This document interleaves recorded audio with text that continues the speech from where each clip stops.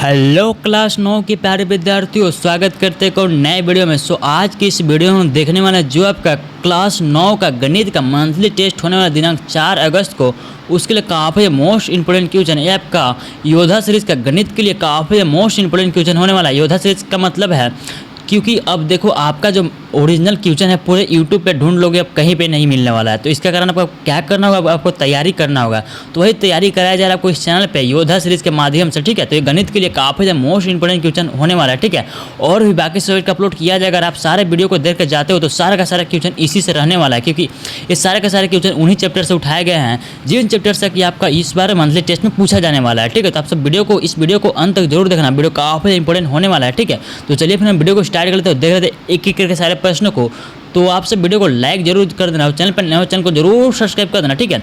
और इसका अगर चाहते हो कि फ्री में पीडीएफ मिल जाए सारा का सारा, तो आपको सिंपल से हमारे टेलीग्राम चैनल को ज्वाइन करना है। उसका लिंक जो है डिस्क्रिप्शन में दे दिया गया, ठीक है। तो आप लोग टेलीग्राम को जरूर ज्वाइन करना, उसका लिंक जो है नीचे डिस्क्रिप्शन में दे दिया गया। तो चलिए अपने वीडियो को स्टार्ट करते हैं और देख लेते हैं एक एक सारे प्रश्नों को कक्षा 9 का गणित के लिए। तो यहाँ पे देखो सबसे पहला प्रश्न बोलता है आपसे रैखिक समीकरण 3x - 11y = 10 का हल है। इसका हमसे हल पूछ रहा है। देखो इसमें क्या है, चर की संख्या देखो, पहला चर है x और पहला चर है आपके पास x और दूसरा चर है y।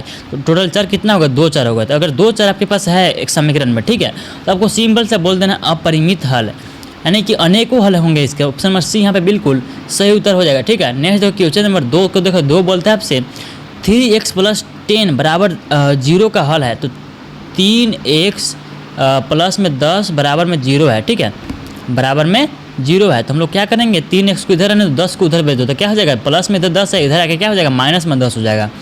तो अब x को इधर रहने दो और 3 को उधर भेजो, तो इधर गुना में है, x के साथ क्या है, गुना में है, तो इधर क्या हो जाएगा, भाग में हो जाएगा, ठीक है। तो -10/3 आ गया। तो x का मान कोई एक संख्या आ रहा है, अगर एक संख्या है x का मान, तो वहाँ पे आपको सिंपल से बोलना अद्वितीय हल होगा, ठीक है। तो ऑप्शन नंबर ए यहाँ पे बिल्कुल सही उत्तर हो जाएगा। क्वेश्चन नंबर 3 बोलता है आपसे x - 2y, इसमें भी देखो 2 चर है, तो इसको सॉरी यहाँ पे तो आंसर हमें बताना है ना। इसका हल हमसे पूछा है कि इसका हल कितना, क्या कौन सा होगा, 0,2 होगा, 2,0 होगा, 4,0 होगा, फिर 1,1 होगा। कहने का मतलब है कि इसमें से देखो पहला जो संख्या आपका x का मान है और दूसरा संख्या y का मान है। पहला संख्या x और दूसरा संख्या y, x y, ठीक है। तो हम लोग जहाँ भी x है वहाँ हम लोग 0,2 रख के देखेंगे, यानी कि जहाँ भी x है वहाँ पे 0 रखेंगे। एक सेकेंड, जहाँ जब x है वहाँ पे हम लोग 0 रखेंगे। माइनस में 2y है, तो y की जगह पर भी हम लोग 2 रखेंगे, क्योंकि यहाँ पे क्या है, दूसरा संख्या क्या है, 2 है, और दूसरा संख्या यहाँ पे क्या है, हमारे पास y है, ठीक है, बराबर में 4 हो जाएगा।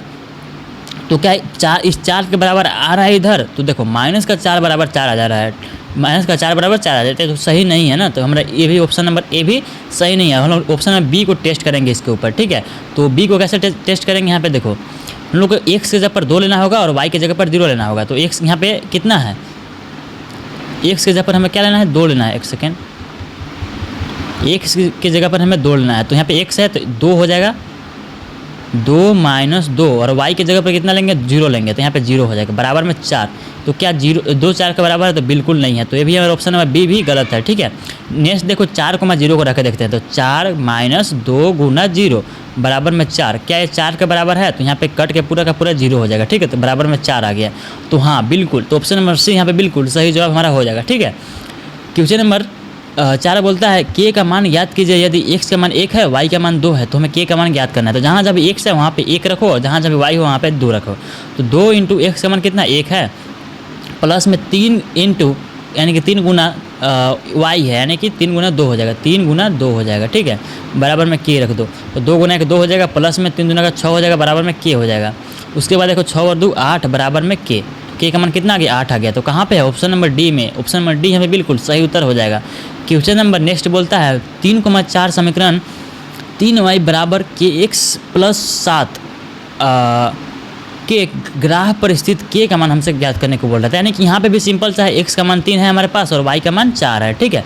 तो अब देखो 3 × y का मान कितना है हमारे पास, 4 है, बराबर में k है, k के साथ कितना हो जाएगा, x है, तो x का मान कितना है, 3 है हमारे पास, तो 3 हो जाएगा, प्लस में 7 का 7 रहेगा, तो 4 ना 4 दिए 12 हो जाता है, यहाँ पे 12 हो जाएगा, बराबर में 3k + का 7 हो जाएगा। अभी 7 को इधर भेज दो कि 12 में से 7 घटेगा, बराबर में 3k हो जाएगा। अब देखो क्या करेंगे हम लोग, यहाँ पे 12 में जब 7 जाएगा तो आपके पास कितना बचेगा, आपके पास 5 बचेगा, तो हो जाएगा 5 बराबर में 3 के। अब देखो के बराबर हम लोग लिखेंगे तो 5/3 आ जाएगा। 5/3 यहाँ पे बिल्कुल सही उत्तर हो जाएगा। कहाँ पे? ऑप्शन नंबर बी में आप लोग देख सकते हो। तो ऑप्शन नंबर बी हमारे बिल्कुल सही जवाब हो जाएगा। उसके बाद देखो क्वेश्चन नंबर नेक्स्ट बोलता है क्वेश्चन नंबर 6, रैखिक समीकरण x + 2y = 2 का ग्राफ y अक्ष को किस बिंदु पर प्रतिच्छेद करता है। तो किस बिंदु पर प्रतिच्छेद करता है आपको बताना है, ठीक है। तो वही सेम टू सेम आपको रह करके चेक करना है। आपका x का मान है पहला और दूसरा y का मान है। सारा का सारा ऑप्शन में आपको रह करके एक बार चेक करना है किसका मान 2 के बराबर आता है, वही आपका सही यहाँ पे उत्तर हो जाएगा, ठीक है। 2 के मान के बराबर जिसका आ जाएगा x और y के मान रखने के बाद यहाँ से ऑप्शन से वही आपका सही उत्तर हो जाएगा, ठीक है। नेक्स्ट क्वेश्चन को देखो, रेखा x बराबर अगर बराबर में दोनों दिया हुआ है, ठीक है, दोनों का जो मान होगा इस बिंदु का जो प्रकार होगा k, k हो जाएगा, यानी कि दोनों संख्या एक ही होगी। नेक्स्ट देखो क्वेश्चन नंबर 8 बोलता है हमसे, यहाँ पे क्वेश्चन नंबर दिया गया पे, ठीक है। 8 बोलता है आपसे x बराबर 3 का ग्राफ रेखा है, तो x बराबर 3 का ग्राफ रेखा कैसा होगा।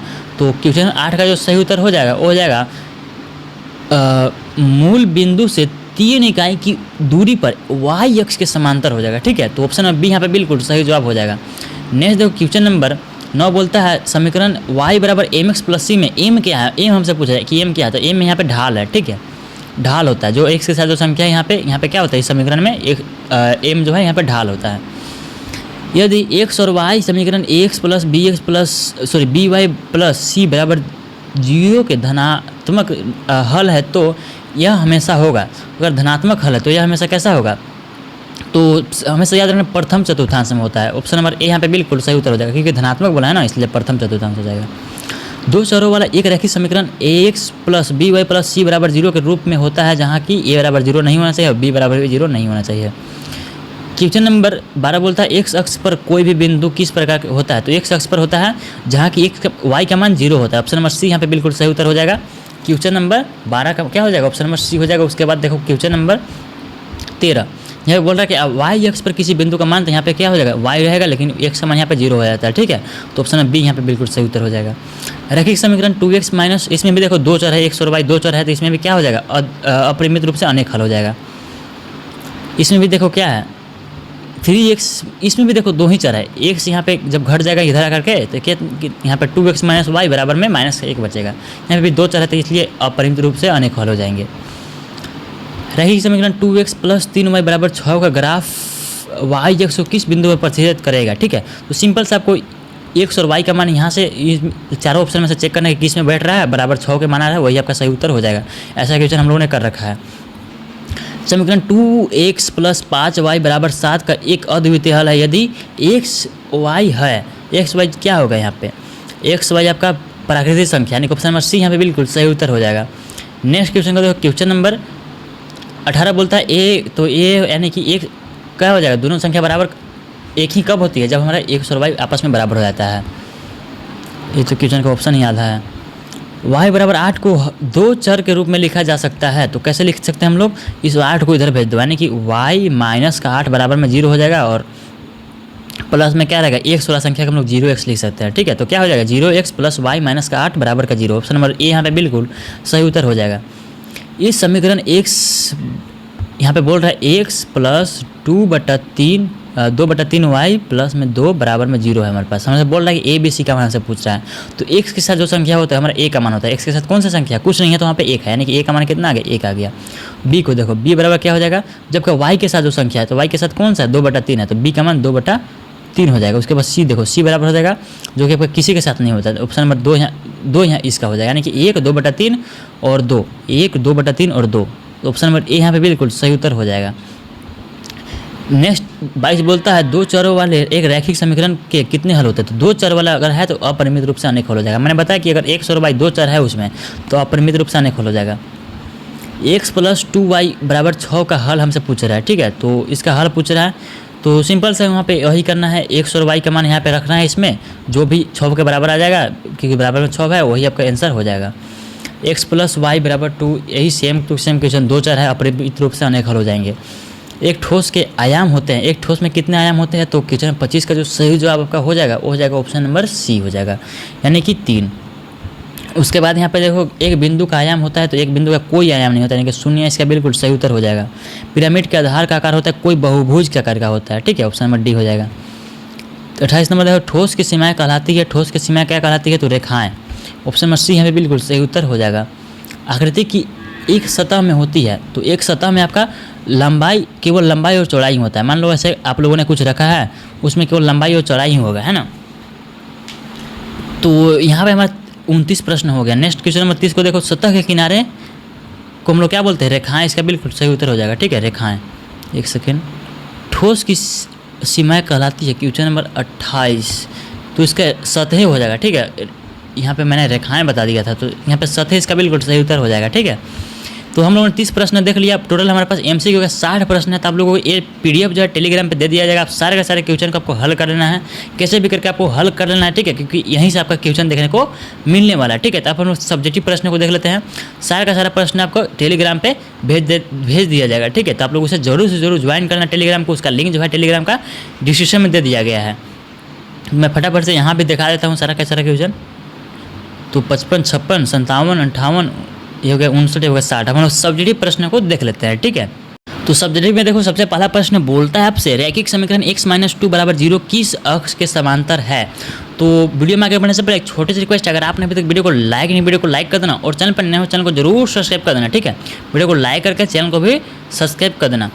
तो यहाँ पे देखो, सबसे पहला प्रश्न क्या बोल रहा है, रैखिक समीकरण x - 2 किस अक्ष के समांतर है। तो x - 2 है, तो -2 को उधर भेज दोगे, क्या हो जाएगा, +2 हो जाएगा, ठीक है। यानी कि x का मान कितना आ गया, यहाँ पे 2 आ गया।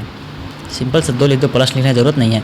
x = 2 आ गया। तो यहाँ पे देखो रेखाएं कुछ इस तरीके से होगा। x का मान 2 है, यानी कि 1, 2 कुछ यहाँ पे होगा। तो y का मान कुछ नहीं है, तो यहाँ पे क्या हो जाएगा, सीधे रेखा जाएगा। तो किसके समांतर है, ये आपका y अक्ष है, आपका x अक्ष है। तो किसके समांतर है, इस y अक्ष वाले रेखा के समांतर है। तो हम लोग लिखेंगे यहाँ पे y अक्ष के समांतर है, क्योंकि x का मान सदैव 2 रहता है। इसका मान हमेशा कितना रहेगा, 2 ही रहेगा, चाहे वह y का कोई भी मान हो। नेक्स्ट क्वेश्चन को देखो, क्वेश्चन नंबर 2 इसमें बोलता है, यदि 1 - 2 समीकरण 2x - y = p का हल है, तो p का मान हमसे बोल रहा है। यहाँ पे देखो सिंपल सा, x का मान आपके पास 1 है और y का मान आपके पास 2 है। तो 2x का जगह पे आपका 1 लिखना है, 1 गुना में हो जाएगा, माइनस में y की जगह पर आपको -2 लिखना है। -2 अभी क्या है, गुना में है, बराबर में p, यही आपका p का वैल्यू हो जाएगा। तो 2 गुना 1 कितना हो जाएगा, 2 माइनस दोनों मिलकर क्या बना देगा, इसको प्लस बना देगा, y बराबर में p। सॉरी, y तो यहाँ पे नहीं रहेगा ना, y की जगह पे ही तो हम लोगों ने रखा है उसको, तो इसके हम लोग हटा देंगे। एक सेकेंड, मैं उसे हटा देता हूँ फटाक से। तो -2 यहाँ पे हमारा हो जाएगा, ठीक है। इसको भी हटा देते हैं। यहाँ पे क्या हो जाएगा हमारे पास, माइनस का, एक सेकेंड, प्लस का 2 हो जाएगा। तो 4 आ जाएगा, 4 बराबर p हो जाएगा, ठीक है। तो आप लोग यहाँ पे भी देख सकते हो, यही सेम तरीके से बनाया हुआ। तो p का मान कितना आ गया, 4 आ गया, ठीक है। नेक्स्ट देखो, क्वेश्चन नंबर 3 बोलता है, x - 4 माइनस में 3y बराबर -7 है, तो ax + bx + c = 0 के रूप में व्यक्त करना है हमें। तो यहाँ पे देखो सिंपल से दिया, दोनों पक्षों को 4 से गुना कर दो, या फिर 4 से गुना करने पर तो क्या हो जाएगा, x माइनस का, तो ये क्या हो जाएगा, 4 कट जाता है ना, 4 से गुना करने पर, इसलिए किया गया है। x - 12y बराबर में -28 हो जाएगा। उसके बाद ax + by + c = 0 के रूप में क्या हो जाएगा, x - 12y + 28 बराबर का 0 हम लोग इसे लिख सकते हैं। यहाँ a का मान 1 है, b का मान -12 है और c का मान 28 है। नेक्स्ट क्वेश्चन का देखो, क्वेश्चन नंबर 4 बोलता है आपसे, रैखिक समीकरण 2x - 3y = 12 के 2 हल ज्ञात कीजिए। इसके 2 हल हमें ज्ञात करना है। तो पहला हल, ये आपका समीकरण दिया हुआ है, पहला हल x का मान 0 ले लो, उसके बाद एक बार y का मान 0 ले, तो x का मान 0 लोगे तो y का मान कुछ और आ जाएगा, और जब y का मान 0 लेगा तो x का मान कुछ आ जाएगा, ठीक है। तो पहला हल आपका ये हो गया अतः, और दूसरा हल आप लोग लिख सकते हो, कितना आया था हमारे पास, एक सेकेंड, हमारे पास आया है यहाँ पे 2x = 12, यानी कि x बराबर कितना आ जाएगा, यहाँ पे 12/2 हो जाएगा। यानी कि x का मान कितना आ गया हमारे पास, x का मान आ गया, x का मान हमारे पास आ गया 6 आ जाएगा ना, 12 से जब 2 कटेगा तो यानी कि दूसरा मान कितना हो जाएगा, पहला हल a वाला है आपका, दूसरा हल हम लोग लिखेंगे 6, 0, क्योंकि हम लोग ने y का मान यहाँ पे 0 माना था, तो इसलिए दूसरा नंबर पर यहाँ पे y का मान 0 हो जाएगा। सेम टू सेम यहाँ पे देखो इसी चीज़ को लिखा गया है, आप लोग यहाँ से भी लिख सकते हो। प्रैक्टिस करना सारे के सारे क्वेश्चन को, यही से क्वेश्चन आपको देखने को एग्जाम में मिलेगा। नेक्स्ट क्वेश्चन में देखो, एम का मान ज्ञात करें, 5,8 है, यानी कि 5 आपका x का मान है और 8 आपका किसका मान है, y का मान है। तो यहाँ पे m का मान हमें ज्ञात करना है। तो सिंपल सा यहाँ पे देखो, x जहाँ जहाँ है वो हम लोग 5 रखेंगे, जहाँ जहाँ भी y है वहाँ हम लोग 8 रखेंगे। तो वही सिंपल से यहाँ पे किया गया, m का मान लास्ट में आपका 13 आ जाएगा, ठीक है। उसके बाद देखो वह रैखिक समीकरण ज्ञात कीजिए जिसके ग्राफ पर प्रत्येक बिंदु की कोटि उसके भुज से 3 गुना हो। तो क्या हो जाएगा, माना कि वह x और कोमा y है, जैसे कोटि यहाँ पे क्या है y है और भुज क्या है x है, क्योंकि y को हम लोग कोटि भी बोलते हैं और भुज को x को हम लोग भुज भी बोलते हैं। तो प्रश्न अनुसार y बराबर 3x हो जाएगा। अभिष्ट बिंदु क्या हम लोग अभिष्ट समीकरण क्या बन जाएगा, y बराबर 3x बन जाएगा। नेक्स्ट क्वेश्चन का देखो, क्वेश्चन नंबर 7 बोलता है आपसे निम्नलिखित रैखिक समीकरण युग्म के हल संख्या क्या है। हल संख्या हमसे पूछ रहा है, तो आप लोग x + 2y - y - 8 बराबर 0 और 2x + 4y बराबर 16 के हमसे पूछ रहा है। ठीक है, तो समीकरण 1 आपका आपके पास a है, समीकरण 2 आपके पास a है। समीकरण 2 को 2 से भाग कर दो, ताकि क्या हो जाएगा, ये पे 2 कट जाएगा, यहाँ पे 2 बचेगा, यहाँ पे 8 बच जाएगा। ठीक है, दोनों समीकरण समान है, इसलिए क्या हो जाएगा, अतः युग्म के अपरिमित रूप से अनेक हल हो जाएंगे। यानी कि इसका भी रेखा इस समीकरण का भी रेखा ऐसा जाएगा और इस दूसरा समीकरण का भी रेखा इसी पे जाएगा। ठीक है, तो कितनी सारी बिंदु आ रही बीच में, तो अनंत बिंदु आ रही बीच में, यानी कि अपरिमित रूप से अनेक हल हो जाएगा। 8 नंबर देखो, समीकरण 2x + y बराबर 7 के हल लिखिए। इसका हमसे हल लिखने को बोल रहा है। ठीक है, तो अलग अलग आप लोग हल निकाल सकते हो। x का मान जितना अलग अलग लगेगा y का मान उतना ही अलग अलग आते जाएगा। ठीक है, तो कुछ उसी तरीके से यहाँ पर समीकरण में रख करके आपको बनाना होगा इस क्वेश्चन को। समीकरण रैखिक समीकरणों को x + by + c बराबर 0 के रूप में व्यक्त कीजिए और प्रत्येक स्थिति में a b c के मान इंगित कीजिए।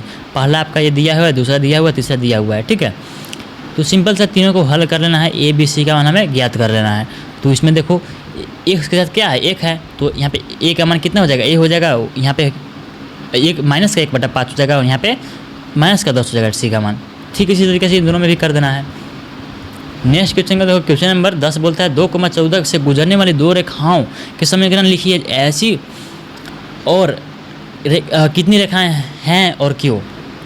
तो सिंपल सा ये तो क्वेश्चन ढाल वाला है। ढाल वाला बहुत कम पूछा जाता है, यानी कि ना के बराबर पूछा जाता है, ये आपका पूछा भी नहीं जाएगा। ठीक है, रैखिक समीकरण 2x + 3y बराबर 6 का ग्राफ क्या है। यह y अक्ष को किस बिंदु पर प्रतिशत करता है, इसका ग्राफ हमसे पूछ रहा है। तो सबसे पहले हम लोग निकालेंगे यहाँ पे 2x + 3y बराबर 6 भाई एक सरल रेखा है। तो हम लोग x का मान 0 लेंगे तो y का मान क्या आ गया, 0,2 आ गया, तो 0,2 आ गया है ना। उसके बाद जब हम लोग y का मान 0 लेंगे तो x का मान कितना आ जाएगा, x का मान जो हमारे पास आ जाएगा, y का मान यहाँ पे 0 ले लो तो यहाँ पे 3 आ जाएगा। ठीक है, 3 आ जाएगा। अब इसको कर दो 3, इसका यहाँ पे मान लो a है और इसका 0 तो a वाला है, यानी कि यही वाला रेखा इसमें आ रहा है, उसमें क्या आ रहा है, e वाला रेखा आ रहा है। तो 0,2 पे प्रतिशत करेगी।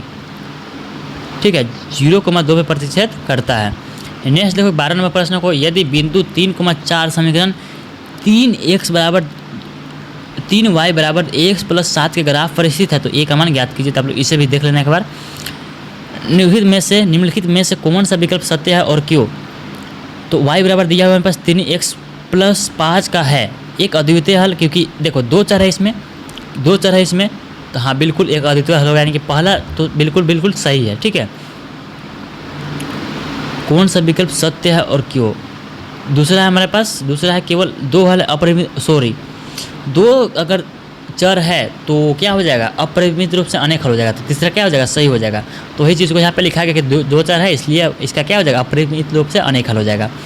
14 नंबर प्रश्न को देखो, क्या यूक्लिड की 5वीं अभिधारणा समांतर रेखाओं के अस्तित्व का संकेत देती है। तो हाँ, तो ये सिद्धांत यहाँ पे सिद्धांत पे क्वेश्चन है, तो आप लोग इसे रीड कर लेना। सिर्फ यूक्लिड ज्यामिति केवल घुमावदार सतह के लिए मान्य है, सही है गलत। तो गलत है आपका, क्यों है गलत यहाँ पे भी बताया गया है।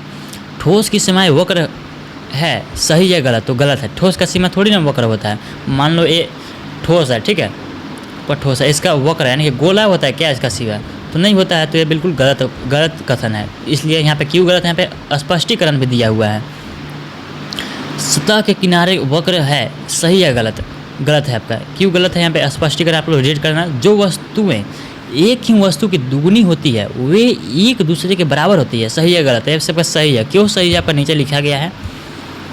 यूक्लिड की 5वीं अभिधारणा को फिर से कैसे लिखेंगे ताकि इसे समझना आसान हो। ये आपका सिद्धांत वाला क्वेश्चन है, आपका पूछा भी जा सकता है और नहीं भी, ज़्यादातर चांस है कि नहीं भी पूछा जाएगा। यूक्लिड के अभिग्रहित 5 को सार्वभौमिक सत्य क्यों माना जाता है। आपका यहाँ पे आप लोग इसे रीड कर लेना, थ्योरी वाला क्वेश्चन था ना। इसे देखो दिया है कि ए प्लस बी बराबर 15 है तो ए प्लस बी प्लस सी बराबर 15 प्लस सी यूक्लिड का कौन सा अभिग्रहित इस कथन को दर्शाता है? यह यूक्लिड का दूसरा अभिग्रहित है।